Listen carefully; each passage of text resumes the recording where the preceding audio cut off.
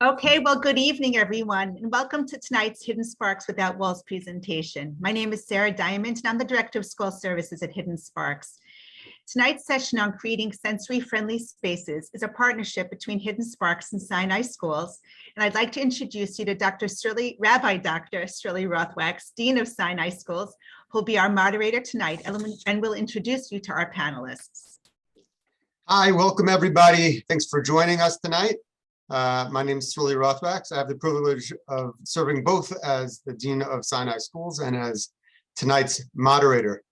One of my colleagues, Lauren Levner, shared with me this week a beautiful thought of Rabbi Jonathan Sacks Zichrono Livracha that I think helps to set the stage well for tonight's conversation. We're aware that in last week's parsha, Moshe was hesitant to accept the leadership of Bnei Israel because he was a kvad peh. He wasn't a man of words. He lacked eloquence. And so Moshe feared that the people wouldn't listen. In this week's parsha, however, the Torah tells us that Lo shamu el Moshe mikotze ruach u'me'avodah kasha, that they didn't listen because they were so overwhelmed with their current pains, with the overwhelming environment within which they found themselves. They were too focused on the here and now and couldn't be open to the inspiration from Hashem or from Moshe. Rabbi Sacks points out that Moshe was correct on one point. The Jews would not listen to him. He was mistaken, though, about the reason. The reason was not connected to any limitation of Moshe to inspire them. It was rather because they were in a state that didn't lend itself to inspiration. In Rabbi Sacks's words, quote, "If you want to improve people's spiritual situation, first improve their physical situation." Tonight, we'll be exploring how to do just that, to improve the physical settings of our children and students so that they can be available to shine in so many ways, emotionally, academically, behaviorally, and of course, spiritually. And while tonight's presentation is based on well-founded research, it's also founded on this principle highlighted by Rabbi Sacks, that improving one's physical environment is an important factor in growth. We're fortunate to partner tonight with Hidden Sparks in bringing to you both some information and inspiration. And I personally thank you, Sarah Diamond, for all of the behind-the-scenes work to make tonight possible. A quick shout out to tonight's sponsors, which include not only our presenters, whom I'll get to in a minute, but also dear friends of Sinai, Dr. Marla Baum, as well as Alyssa Colton and Aviva Lipner of Kids Therapy Place. We deeply appreciate your support. About tonight's presenters. Dr. Barry Krause is the school psychologist for Irving Montauk Sinai School at SAR Academy.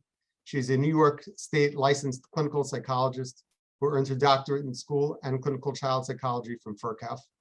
In addition to her work at Sinai, she has a private practice providing therapy and neuropsychological testing for children, adolescents, and adults.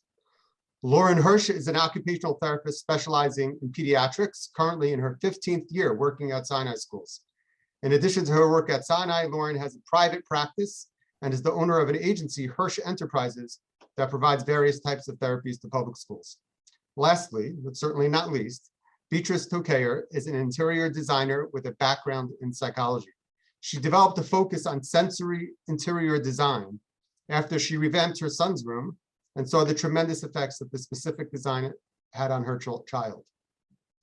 She's eager to help other families and children, especially those with sensory needs. Just a few quick points about tonight's logistics.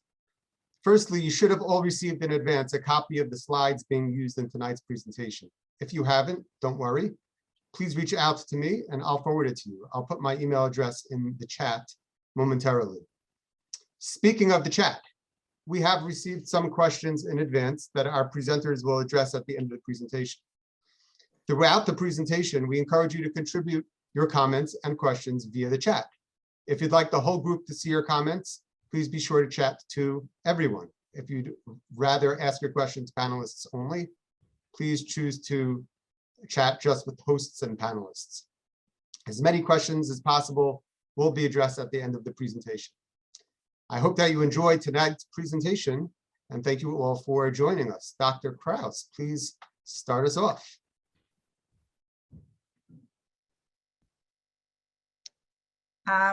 Good evening. I'm trying to start my video, but it says I can't because the host has stopped it. Is that something that can be dressed? Um,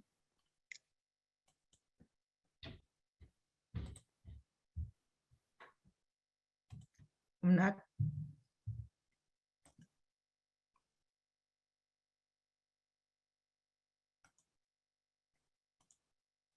Try now. Sure. There we go. Hi, good evening. So I'm Dr. Barry Kraus, and I'm going to provide some of the background information for this evening. So it might be hard to remember back to our pre-COVID days because at this point it's been a long time. But think back about walking into a crowded party, into a crowded room, and let me paint a picture for you. Okay, what do you see? Maybe you see some familiar and unfamiliar faces. You notice decorations, lights, maybe flowers or balloons. What do you hear?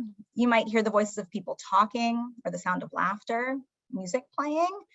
Maybe you hear the footfalls of children running, or a dish gets knocked to the floor, or a glass breaks and everybody cheers Mazel Tov. And what do you smell?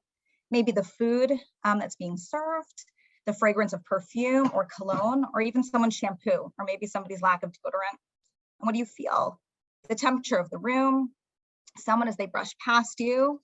Maybe you regret wearing some high heels because they're pinching your toes, or your tie feels a little bit tight around your neck. Or maybe you shouldn't have worn that heavy sweater because it's starting to itch. And what do you taste? Maybe the food that you had sampled, maybe the aftertaste of a cup of coffee, the mint gum you're chewing, or the sucking candy you have in your mouth. And those are usually the 5 basic things that we think about, but also you probably realize where your body is in space. You know how to move around the room without bumping into other people or into furniture. You know how to talk to family and friends without invading their personal space. You know how hard to squeeze somebody's hand when you give them a handshake, or their body when giving them a hug. And you probably receive these friendly gestures as well comfortably.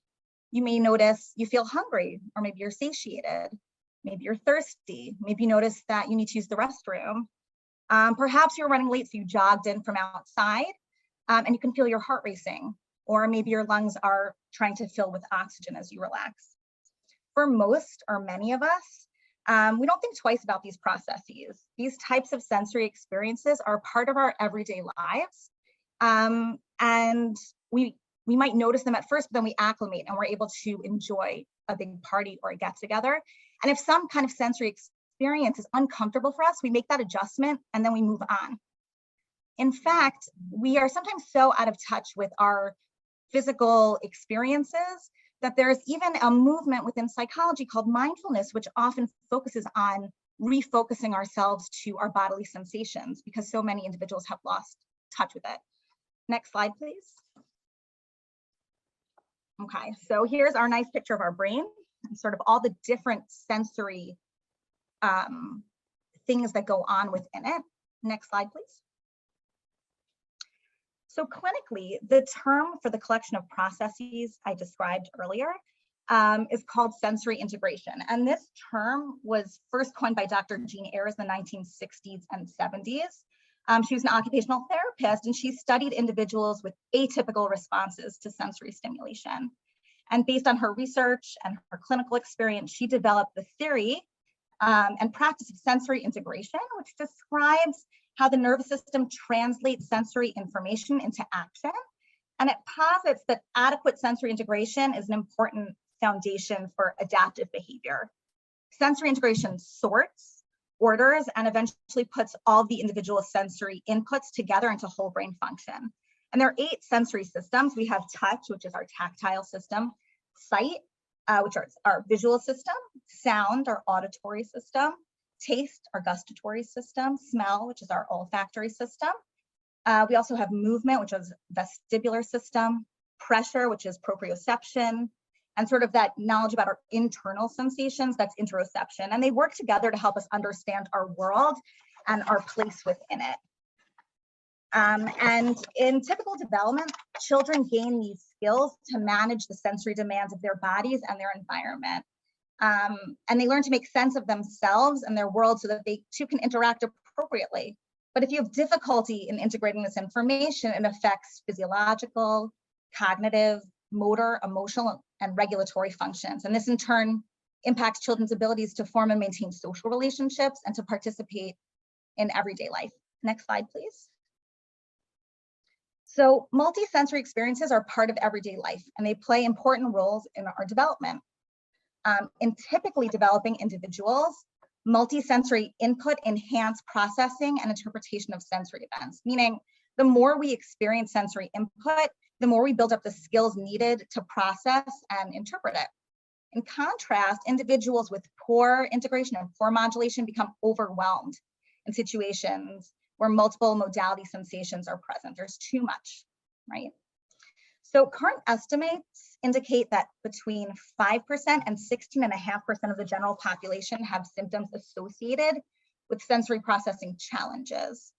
And these estimates are higher for clinical populations, such as individuals who carry diagnoses of autism spectrum disorder, ASD, and attention deficit hyperactivity disorder, ADHD. And I'll mention briefly that for ADHD, the working theory is that much of their hyperactivity is the individual's attempt to get more sensory stimulation that their brain craves. And that's why stimulant medication is so successful. It works so well for these children or for these adults because it increases the amount of dopamine, norepinephrine in the brain and other transmitters. So the brain doesn't need to work to find that additional input.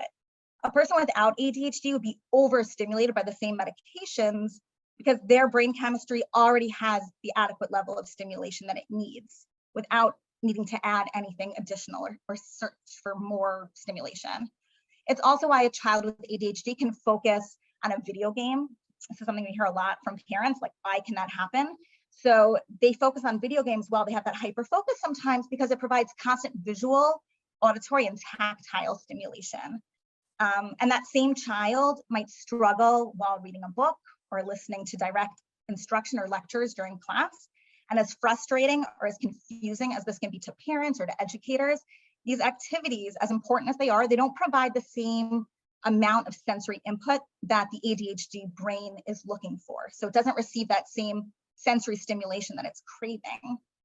And for people on the autism spectrum, they're often overly sensitive to sensory input. So the working theory related to that is that people with ASD have shown slower reception of sensory information and slower processing of that information as well.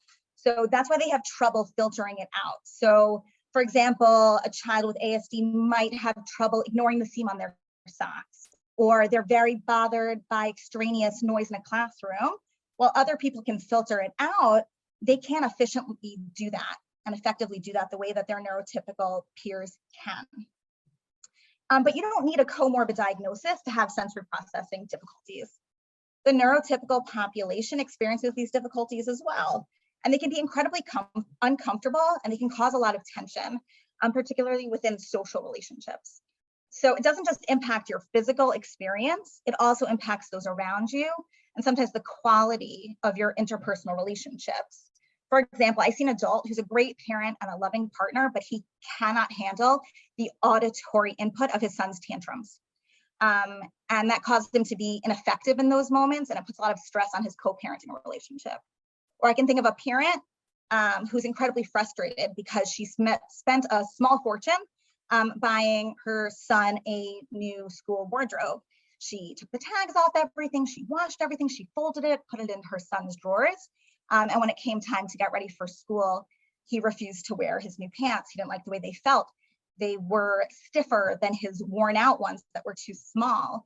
And this led to a lot of power struggles in the morning, which is already a really stressful time. Or what about the child who gets sick every morning on the school bus, despite wearing, taking motion sickness medication or wearing the pressure point motion sickness bands on their wrists? How anxious is that child getting to school every morning, going on the bus?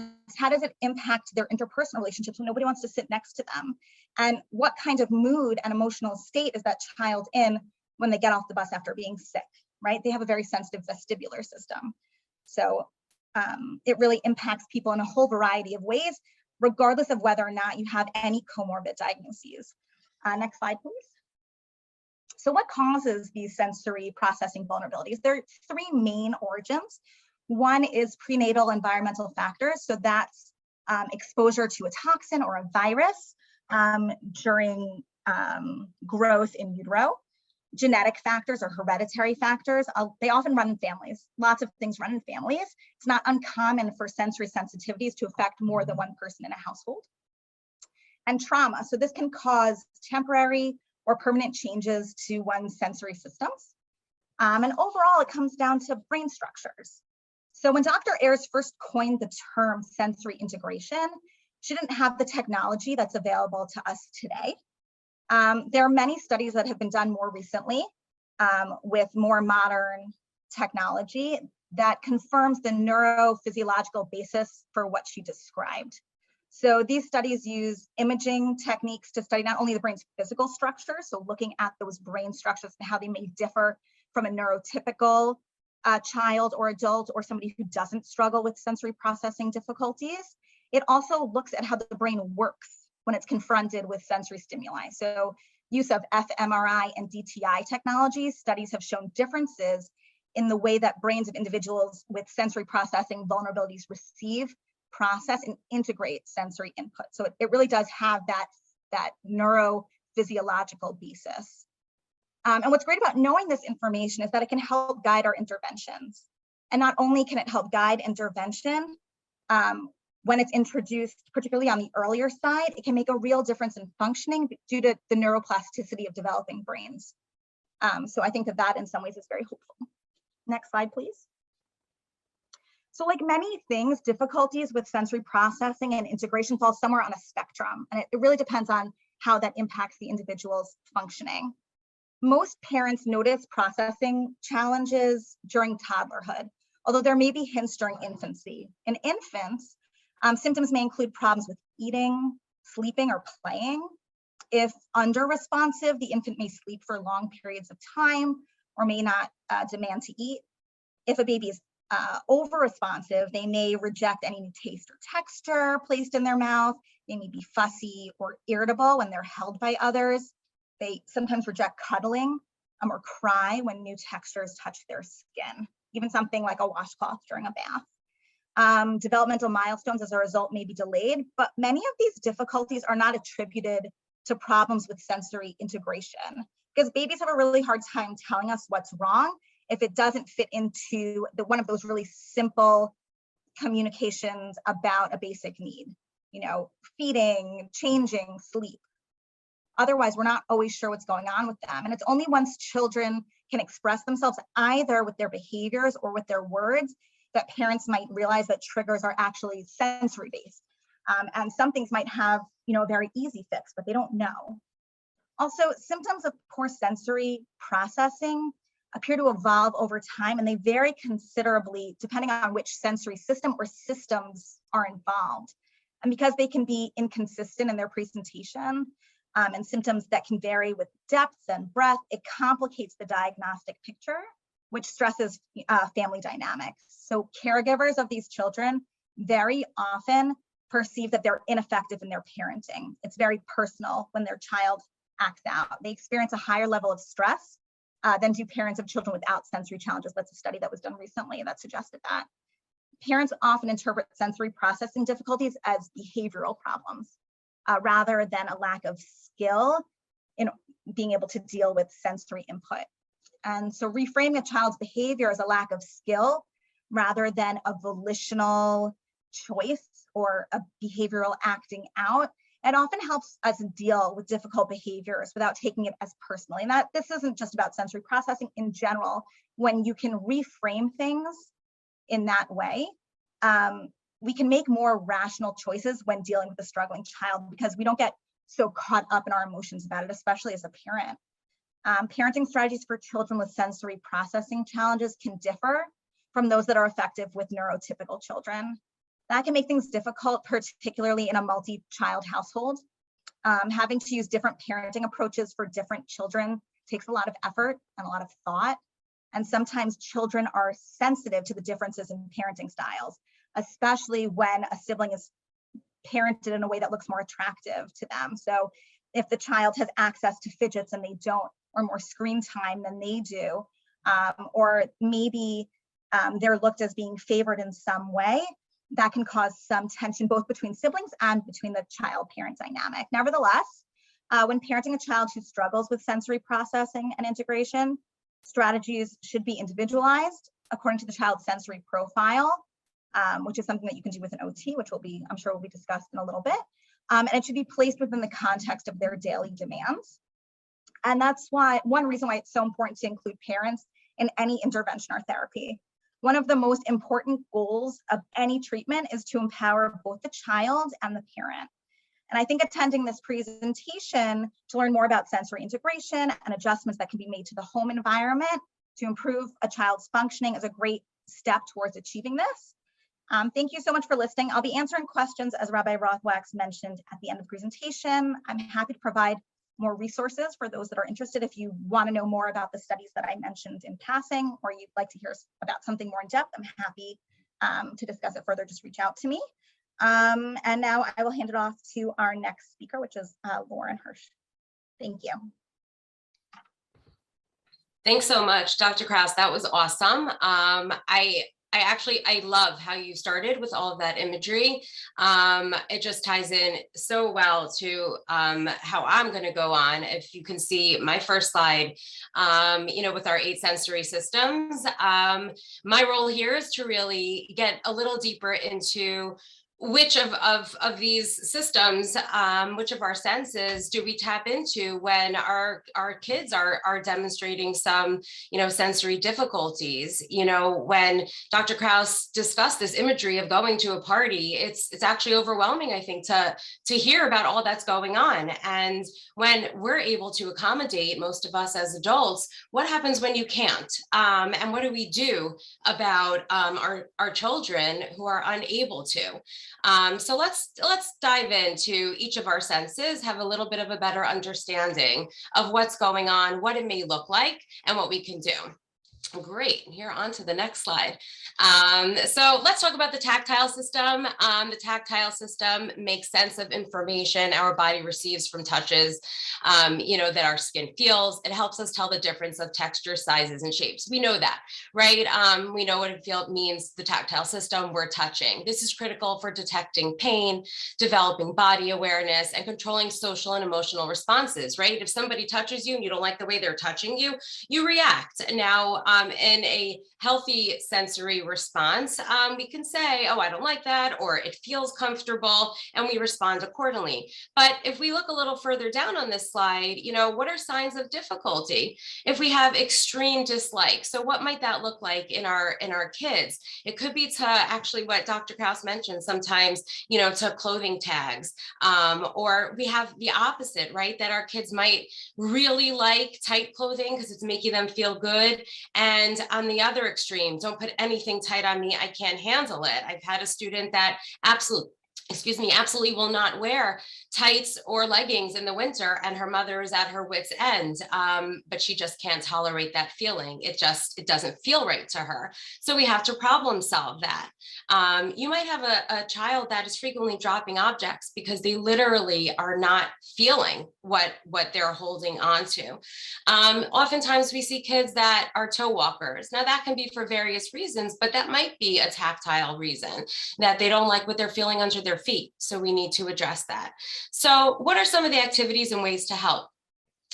Simple ways you can do things at home, do some yoga, different postures can help, trying to imitate and feeling different parts of the floor when you're doing some movements, animal walks, and then in certain cases, gradual exposure to aversive textures. And that, I would say consult with a therapist to really determine the best way to go about that. So you might start off with, let's say, cotton balls, and then move on to some Play-Doh or rice bins or so on. Next slide, please. So when we're looking at the next system in the auditory system, so what does our auditory system do? That processes the sounds that we hear, right? And it interprets them, and it signals to our body to create a response. Now, let's say like at that party, right? If it's too loud, we might say, this is too loud for me, I'm gonna leave the other room. Or we can say, oh, this is fun, it's loud, I'm enjoying it.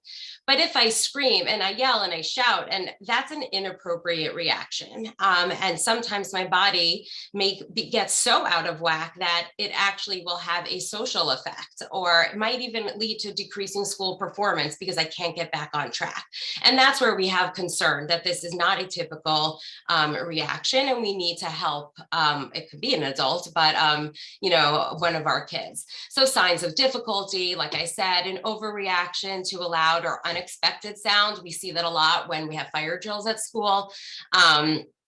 Sometimes we'll see kids who are turning the volume of their electronics very high. So that can be the opposite case, right? Where they're not registering the sounds that are around them enough that they have to make it so loud in order to get some feedback from what's around them. There could be excessive dislike of noisy public places. Sometimes you see kids that are, making noises, weird noises to themselves, and, a parent will say, "What are you doing? Don't do that." But they're giving themselves the input that auditory system needs. It's not their fault. It's how they're trying to problem solve and accommodate for something that they're feeling they need. Activities and way to help. Here's some ideas, and of course there's always more, so here's just a few. Give advance notice when a loud noise is going to occur. So yes, guilty, we do tell our students when we're going to have a fire drill. Create a structured, scheduled environment. It's just more predictable. It definitely helps with this auditory system. Changing the environment, there are definitely ways to help in terms of the auditory system, in terms of carpeting the floors and some, background music, but I will let our next speaker talk a little more about that. So next slide, please. So our next one would be our visual system, right? So we take in the information that our eyes receive from the things around us, communicates with our brain, and we make sense of it. So there's a significant connection between the visual system and our vestibular system, which we'll talk about a little more, and that affects our balance, overall school performance, athleticism, and depth perception, and safe navigation of our environment. I think that we often don't give enough credit to the visual system beyond do we see 20/20, but there's a lot more to it. And I often find that it goes overlooked when we're dealing with a lot of sensory difficulties with our students. Some signs may be increased sensitivity to light or dislikes of the dark. It could go either way. Easily distracted by things. So difficulty paying attention because, we can rule out things that we see in our periphery and not even realize that what things are going on, but that can actually be difficult for some of our kids. They can't ignore that because they have a heightened sense of what's going on in their vision system. This might lead to poor eye contact. This actually we can see with reversing letters or numbers. This can lead to bumping into things, which can also cross over with other senses, and certainly with high-end coordination tasks. So some fun things you can do at home to help with this system would be playing I Spy games, spot it games, word searches, matching games. You can find these things online. You don't even have to purchase them. And sorting and organizing items would be very helpful too. Next slide, please. The vestibular system. So this is a fun one when we're in the sensory room because this vestibular system, we think of vestibular, we think of movement, right? This is our inner ear's detection of our head position and the speed and direction of movement. This is what tells our body to make adjustments to help out our balance and vision and muscle tone and coordination. It's just how we move through our day. So signs of difficulty here are avoiding or actively seeking out swinging or jumping. So we're going to get the full gamut here. We have our kids who are like, no way, I'm not getting on that swing. And then we have the kids that are like, I don't want to leave your room. I want to swing for the next hour. And so we need to figure out how to best remedy that. We can see lack of coordination or frequent falling. And this may be a root cause for that. And then we also have a slow, cautious movement that are going on where, there's low registration going on. So, I better be careful. I'm not really sure how to move and coordinate my body to move around my environment. Sometimes, there are students who prefer to sit during activities, or then there are kids who have difficulty sitting. So we see the full gamut here. And then we're going to counteract which of this spectrum of the vestibular system that we're noticing when it's on the extreme ends. So, and we'll do the opposite. And so some activities to help might be, hanging upside down, somersaults, cartwheels, log rolling. We might put them on, different kinds of swings, depending on what the need may be. So next slide, please. So here's just another little chart of different activities that, is just helpful for at home. I know most of you have the slides or you'll be getting them. A good reference to look at that you could, look back to and say, oh, these are some good activities. If I've been told that my child is having some vestibular challenges. Next slide. So here we have the proprioceptive system. So this is also a big one that we often work on as OTs. And the proprioceptive system is telling us where our body is in space. So I'm sure many of you have heard of like this body in space awareness. And essentially what we're talking about is, where is my body relative to what's around me? So think about it, if you have difficulty not being so aware of where you are relative to what's near you, you might bump into things. You might, need to give yourself some extra input to maybe make sure, oh no, I have to stomp on the floor, or I need to touch things in order to be a little more aware of what's near me. I might need to give things too much force because I am really not even sure how much my muscles and joints are really using right now. That's what we're talking about when we say proprioception. It's like this, it's affecting your body and space awareness, and it can affect you overall and your overall functioning in your environment. I already mentioned some of the difficulties, but some that I haven't. It can lead to kids being really easily frustrated or lacking confidence, frequently crashing or pushing themselves into objects, kicking or stomping their feet. This might be the root of, kids enjoying bear hugs or weighted blankets. It's giving their body that input to say, this is where your body is, and now I can feel it better and have a heightened awareness now of where my body is in space. And so this is actually an area where maybe this child will prefer tight clothing because it's giving them that input, that, oh, okay, this is where my body is, and I can function a little better knowing where I am in space. So some activities that can help, we've mentioned yoga poses and animal walks and wheelbarrow walks that you're really pushing on the floor for this. You could see in that picture, and pushing and pulling heavy, preferably child size, what would be appropriate objects that could give some heavier input to the body. Next slide. So here's another little chart that is a great reference to look back to, much simpler. What would be a typical versus an atypical behavior when we're thinking about the proprioceptive sense? So typically you can adjust your body to avoid bumping into things. Think back to that original awesome imagery that Dr. Krause had, right? You're dancing at a party. Well, you can adjust your body to avoid bumping into all, either people dancing or into the waiters that are near you. But atypically, you might bump into things, or you're going to fall, you're really unaware of what's near you. Typically, you can adjust your body against or around the chair, but sometimes we have kids that are literally falling out of their chair. They're not really aware of where they are relative to it. So then you have your typical kids who have a strong sense of understanding where they are versus the child who can get agitated if kids are too close to them. And then there's, some others that we've kind of tapped in on a little bit, but we can go on to the next slide.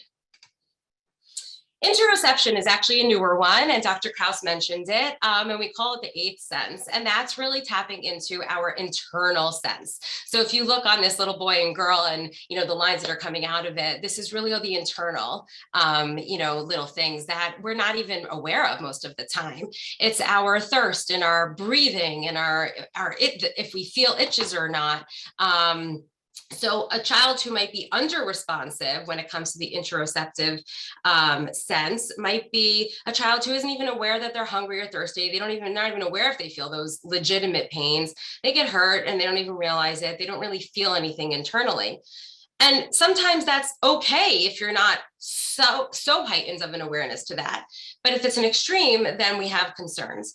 But if there's an over responsiveness to this, so a kid is always complaining, oh, this hurts me, oh, I'm always hungry. If they're hyper aware, that's a problem and it needs to be addressed. And you also need to find out if there's legitimately a medical problem going on. Next slide, please. Another slide on interoception, just to get a better understanding of it, as it is one of the newer senses added to the list. Again, it's the internal sense, so understanding our body's needs, recognizing the feelings of hunger or when we need to use the bathroom, knowing how to appropriately address the needs. So, sensing a pain and what do I do about it? So imagine that, a kid is in pain but doesn't feel it. How are we supposed to know? So that's really important.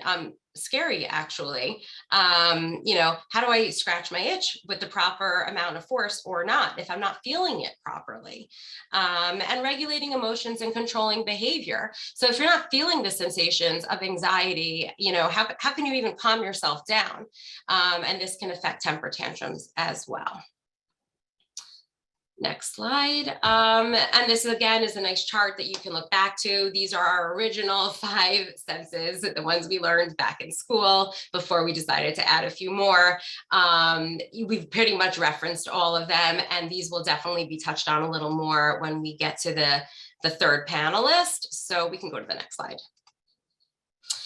So sensory input can be calming and alerting. As Dr. Kraus mentioned, OTs will often administer the sensory profile. That is a standardized assessment tool where we can get some actual data and we can say, okay, these are different areas where your child has scored out of the realm of what's considered typical, and it breaks down the different areas. So we can say, okay, in this particular sense, this is where your child is exhibiting some atypical behaviors from a sensory standpoint.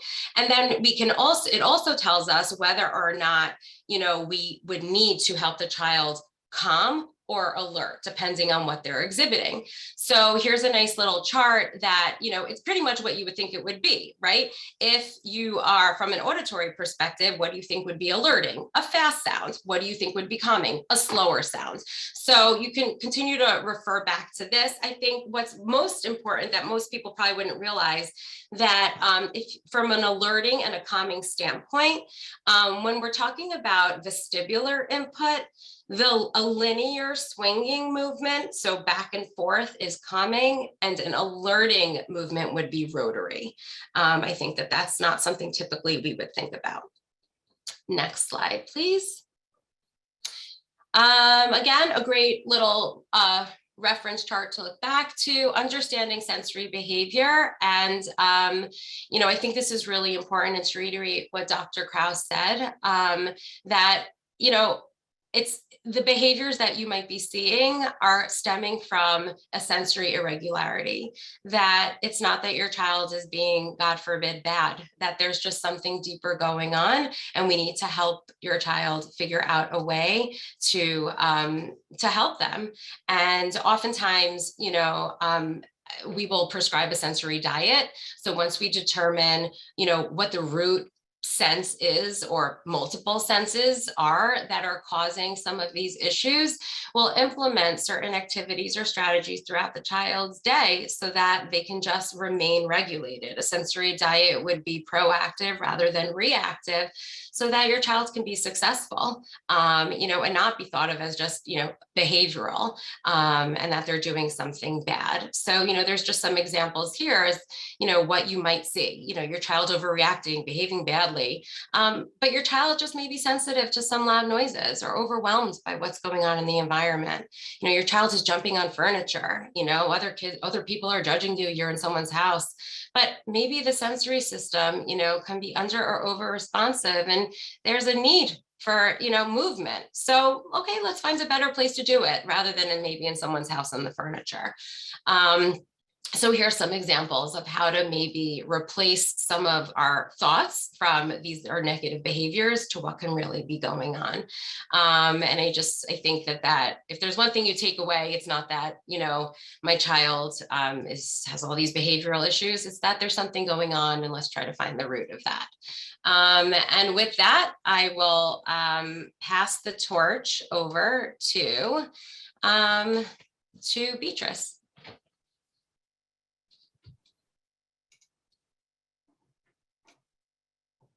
Hi, everyone. Thank you for joining us tonight, and thank you so much for having me here. So I'm going to be speaking to you about the interior design aspect and some things that you can do to accommodate your children with sensory needs. So what is sensory interior design? It's a therapeutic form of interior design which helps children that have sensory needs to feel more comfortable in their space by looking at their needs in detail. And it also helps children and families to feel better at home.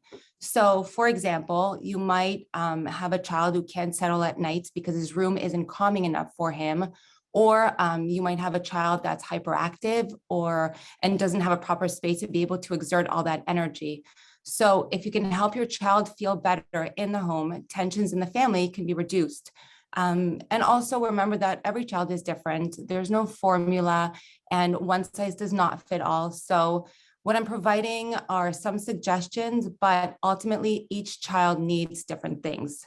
Next slide, please. So how is this achieved? So the first thing to focus on is what triggers the child and what allows them to feel calm and secure. And then we adapt the space according to the child's individual sensory needs by using color, lighting, and furniture placement to accomplish this goal. Next slide, please. Okay, so why is this important? If the child feels calmer and more comfortable in their space at home, they'll be better able to perform in other areas of their life.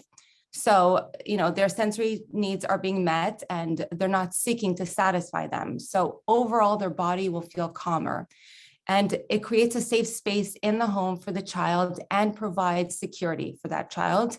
It restructures the home to adapt to the sensory needs of the child and allows them to feel more balanced. And it also provides a therapeutic solution to a child to allow the child to thrive. And ultimately, we all want to set our children up for success. Next slide, please. Okay, so now you're telling yourself, I know my child has sensory needs and would benefit from this, but where do I start? So the best thing to do is to start taking notes in a journal and to see if you can discern a pattern of behavior. What I recommend to do is to just do this for a week so that you can get a good amount of information, and you'd be surprised at actually how much you discover about your child. And even though some of these issues may not necessarily be sensory related, these are some typical questions that you can ask yourself as you're going through this process. So, is my child sensitive to certain colors? So in other words, do they only like a few colors and really dislike others? Do they get upset when there's a lot of clutter and feel irritable in that space? Are they sensitive to noise, smells, or lighting? Do they have too much energy in the room, or and they don't know what to do with it, or they don't have enough energy and they feel sluggish? How's their sleep? Are they uncomfortable? Are they shuffling in bed and waking up often? Next slide, please.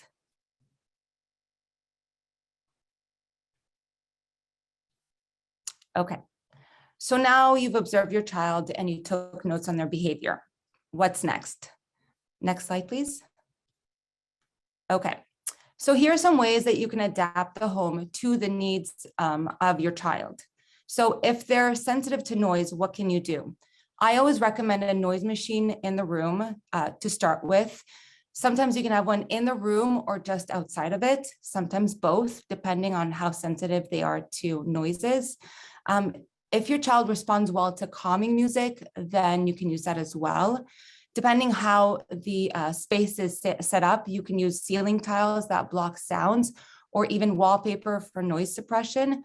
And depending on how sensitive your child is, you can start with a noise machine and go from there. And sometimes it's all you need. Next slide, please. Okay. Now, if your child is sensitive to visual stimuli, if they're oversensitive, then I recommend painting the walls a very light, calming color. Then I recommend removing anything that's on the wall. So pictures, paintings, wall decals, etc. And this will help to reset your child. Now, on the other hand, if they're understimulated and they crave a mess, or they're disorganized and they have clothes all over the floor and it doesn't even seem to bother them, then you can place pattern wallpaper, which will keep their eyes busy and fulfill that sensory need. And you can also section off a small area, if the room permits, where it's going to be considered their messy space. But the rest of the room will stay neat and organized. And I only suggest this for bigger rooms. And lastly, you can add wall decals or wall art, but just make sure not to overdo it if you have pattern wallpaper. Otherwise, it's too busy. Next slide, please. Okay, so if your child is sensitive to smells, I recommend using a diffuser. Some calming smells, like Lauren said, are lavender, vanilla, or honey. If they feel like they have low energy or they're sluggish, you can stimulate them with cinnamon, lemon, peppermint. But if they have an aversion to smells or they're very sensitive to them, then I recommend going to the more natural route, using organic fabrics and materials like organic sheets, natural fabrics for rugs or window treatments, and even non-toxic paint. Next slide, please. Okay. If your child is sensitive to touch, how can you help them? If they like deep pressure, then you can use a weighted blanket, and you can consult with your child's OT about that. You can also use a soft sheet. I always like to recommend jersey sheets. You can also use a compression sheet, which is kind of like a sleeve that you pull over the mattress and the child can climb into it. You can also provide a security blanket or a stuffed animal to the child on top of everything, just to help them feel like they're touching something soft while they're sleeping. Next slide, please. If your child needs to calm down and self-soothe, what are some other things that you can do to help them? So you want to provide a calm and safe space for them to be able to retreat. So if they're agitated, angry, or irritable, adding a swing like a hammock swing or a compression swing are ways to rebalance the vestibular system. And sometimes, if space allows, you can add an indoor trampoline. Some other things that you can do to help your child is change the lighting in the home to warm lights and add dimmers if possible.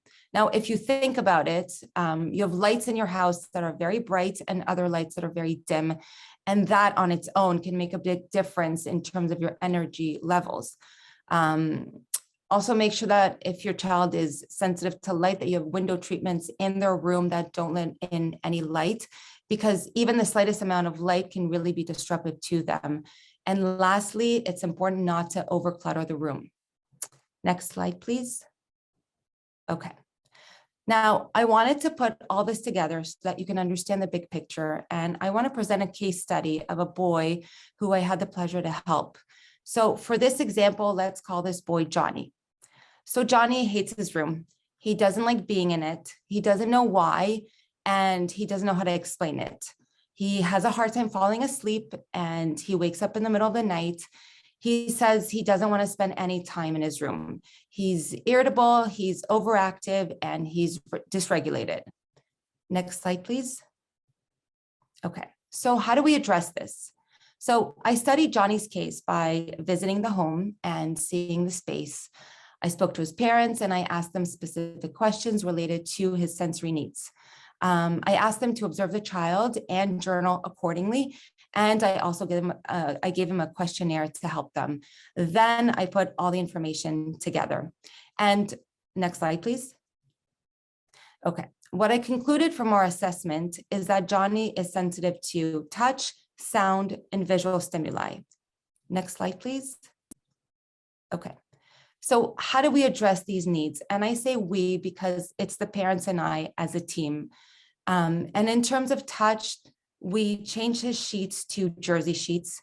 We also alternated between a compression sheet and a weighted blanket because sometimes he liked one and other times he liked the other. And that's something that can happen with sensory kids, by the way. Sometimes they like one thing and then they don't want to use it and they want to use something else, and you just need to change it up. And then we also added a sensory swing pod to provide calmness and allow this child to be able to retreat and self-soothe when he gets upset or when his body just feels off. He actually really liked the swing and he ended up using it before bed to calm down. In terms of noise, we added a sound machine by the door, and that was enough for him to help him block out sounds.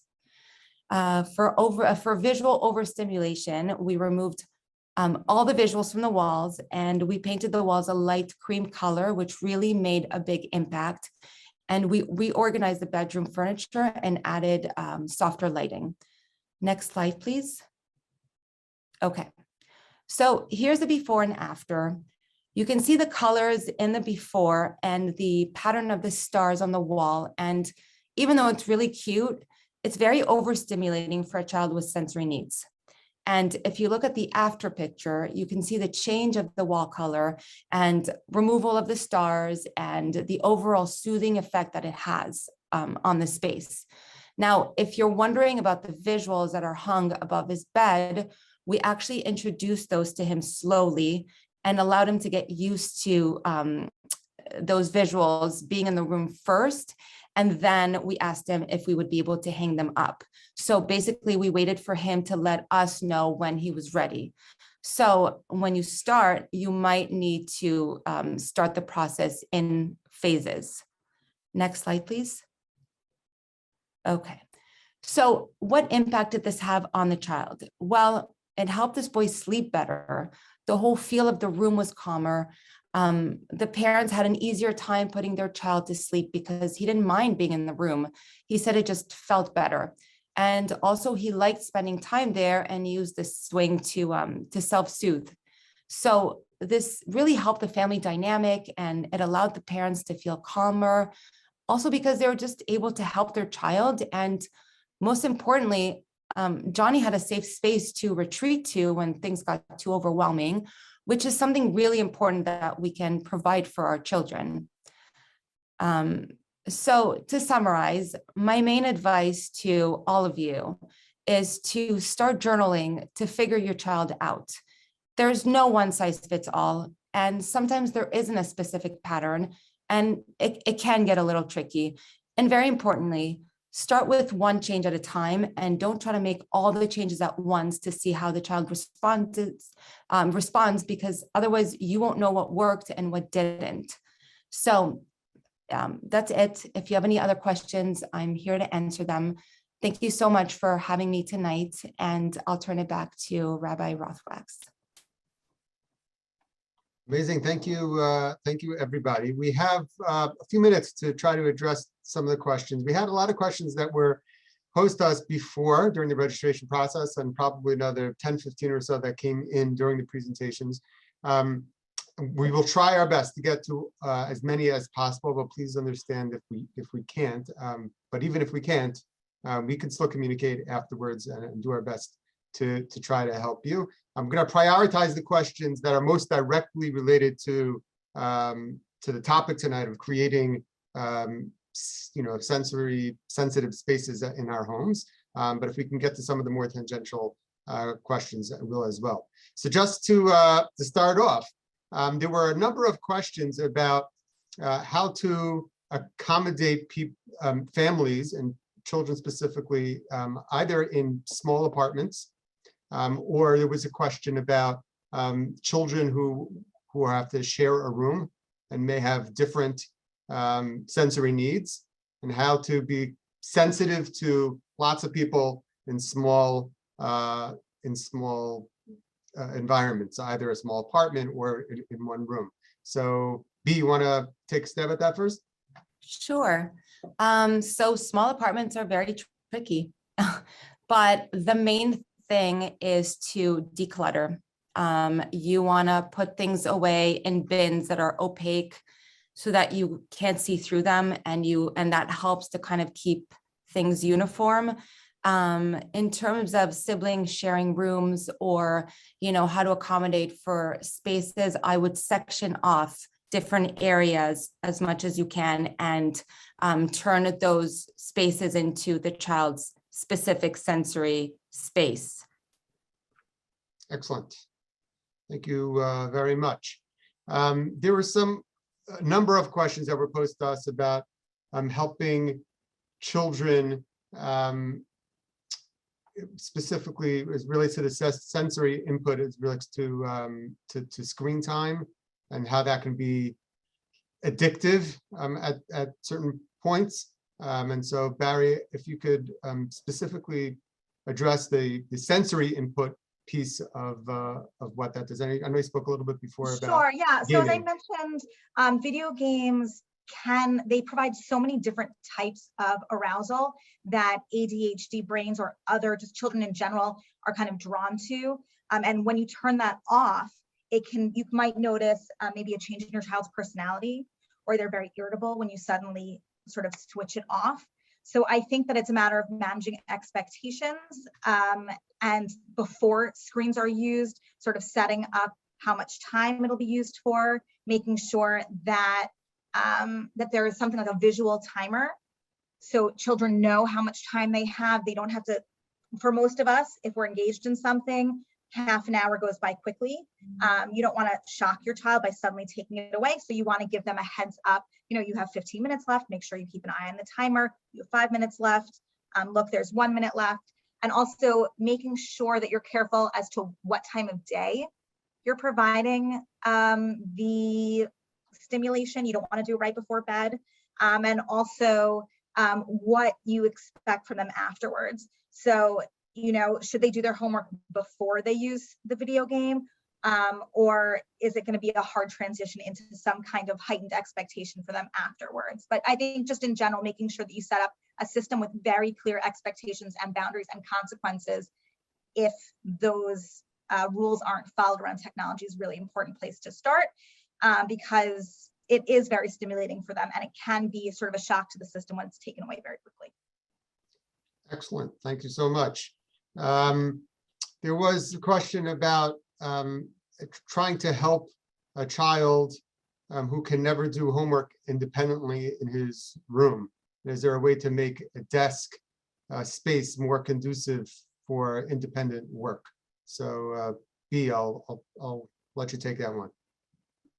Okay, so what I would recommend for that is to get everything off the desk, not have the desk overcrowded, and just put things up on the wall.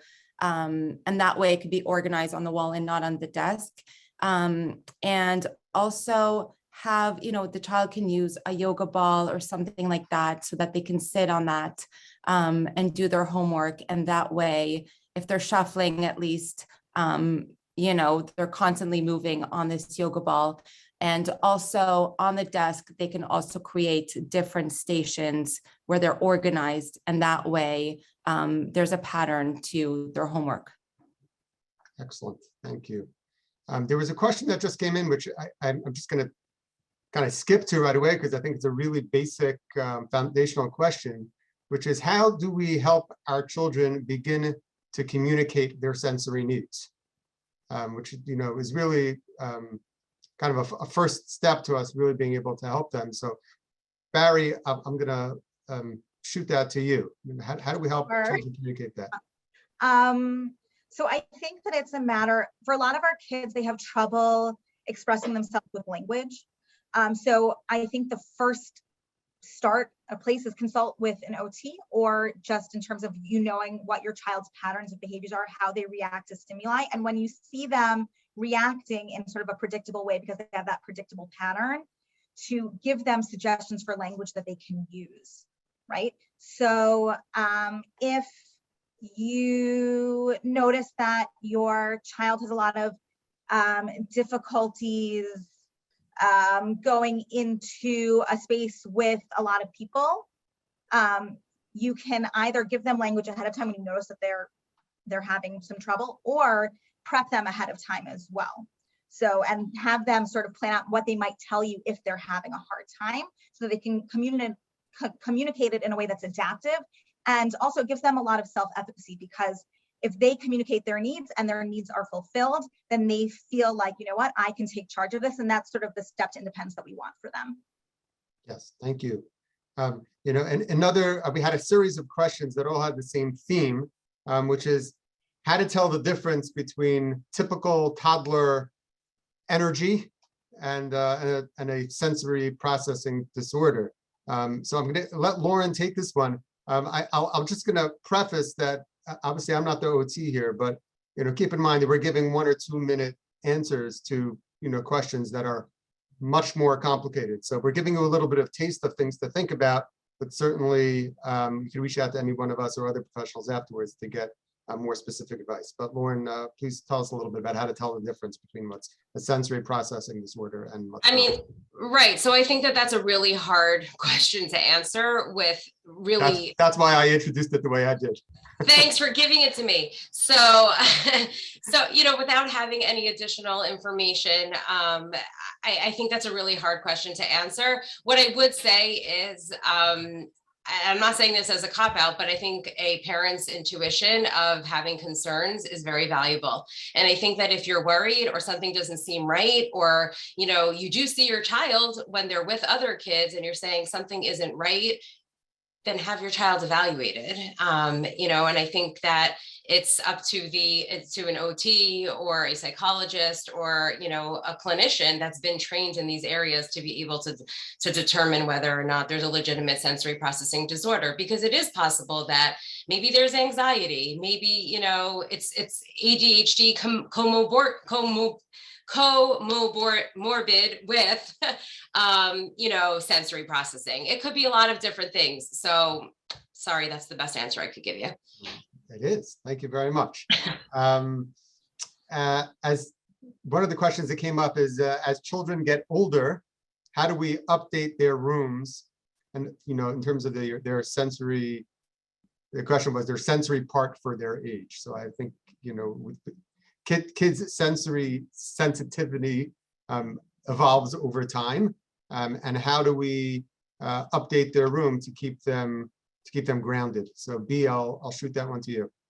So I think the basics of a room will stay, but there are always things that you can do that are intermediary that you can change. Like, for example, if they are tired of the wall color and you want to put up wallpaper, then I would recommend putting up peel and stick wallpaper, because when they no longer want that pattern, all you have to do is just kind of rip it off. So you can do things like that where you wouldn't feel bad removing it after a while, and it doesn't have to be expensive. And you could do it yourself, and that way you have to kind of follow your child. But the most important thing is to keep journaling, once in a while, so that you can go back and see how your child is evolving. Great, thank you. There was a question about what a parent should do when the older kids want to play in a sensory sensitive space that the parents have put together, when the son who it was intended for is overwhelmed, and kind of how to manage that in the home. Barry, you want to take a stab at that? Sure. So as I mentioned in the presentation, having to parent different children differently can cause tension. I think that the best thing to do is always just to communicate and provide psychoeducation, especially if it's the older kids, having to learn how to be sensitive to their sibling, to discuss, well, why is that space there and why does that child need it at that moment? I think is very important. And also to make sure that if there's something that older child needs, that perhaps their sibling is, a child with special needs and gets a lot of maybe extra attention or extra spaces, what needs are not being met by that older child that you can meet in a different way. Excellent, thank you. A question that just came in recently was, can a child have both extremes in the interoception system? So Lauren, will give that one to you. Yeah, because the interoception sense covers a lot of our different internal senses. So I don't know in particular, obviously, what which ones this particular question is talking about, but you can be in one area, have a heightened sensitivity, and in another area have almost, such a low registration. So yeah, that's possible. Excellent. We had a few questions from the educators out there, yay, who asked how we apply some of what we discussed tonight in classrooms, specifically when we know that there are, even if it's a small classroom, but certainly if it's a large mainstream classroom, there's a variety of sensory needs in the classroom. How do we create an environment that is conducive for growth for all of the students there? So B, I'll give that one to you. We actually had never discussed, before this about it, which is surprising. We never discussed your potential work in schools and how that works. I'd love to hear what you have to say. I'm actually involved in my son's school at Solomon Schechter. They're working to revamp the entire school and make it more, learning friendly. And one thing that we recommend is a calm space for them to be able to retreat to. But another space is, where if the kids are sitting, in the classroom all day long, and yes, they are playing, they need a space to get their energy out. So they need, if they're understimulated, they need to jump, and they need like monkey bars and, a trampoline and things like that. So they need like an active space, and they need a calm space.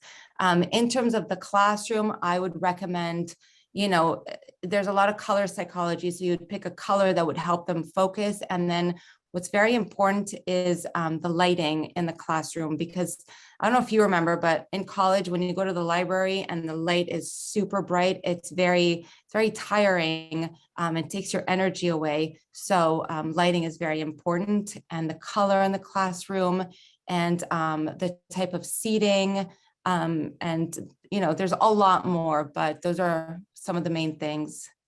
It's interesting that you just spoke about the lighting, because actually in one of our schools 2 years ago during the summer, we replaced all of the lighting in the classrooms. And when everybody walked in, the first day of school, the teachers and the kids, it was a totally different experience,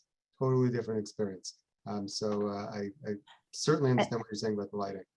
And I just want to add that the colors that you use are very important.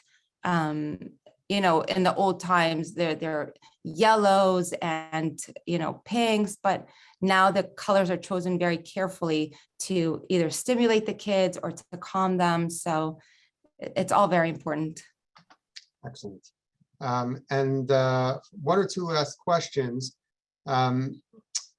We spoke a little bit about how to make space comfortable for children in the rooms to make it conducive for homework. I guess related to that is, once that space has been created with them in mind, how do we help? This question was specifically for our 9-year-old, but a fidgety 9-year-old child is constantly touching things and not able to focus on their homework. So Lauren, you want to take that one? Sure. So I would say, first and foremost, allow for a break before homework even starts. I think kids come home, they need a break, especially for our more fidgety kids, maybe even a small snack. You can have a timer. It doesn't have to be long. And then, okay, this is your break. And then I would say, when I hear fidgety, I hear, okay, this child needs some other tactile experiences. So give them that, provide it. So it could be, again, 5 minutes, put on a timer. Here's some putty, here's some sand, here's some Play-Doh. You can even help prepare dinner, roll the meatballs. It could be anything like that. After you have your little bit of a break, get in there, get your tactile input that you need. And then even during homework, maybe there's something called a foot fidget. Happy to send that link to whoever, asked this question. TheraBand for the chair, a different type of seat also might help for the fidgetiness. A fidget on the pencil might help. Again, like what B was talking about before, decluttering the space, and even throughout homework, take some breaks. And I think that can help with our fidgety kids. Excellent. Okay. There were a few other questions, which we don't have time to get to tonight. But please, I'm going to put my my email address in the chat right now. So please feel free to reach out to me. And although I may not be the expert to answer your particular question, I promise to introduce you by email to those panelists tonight who might be able to help you. And I thank everybody here for joining us. Thank you to the panelists. Thank you to Hidden Sparks. And I'm glad we were able to get together and have this wonderful conversation. Have a wonderful night. If you hold on one more second, I'm going to put my my email address in. There you go. All right. Thank you, everybody. Have a wonderful evening.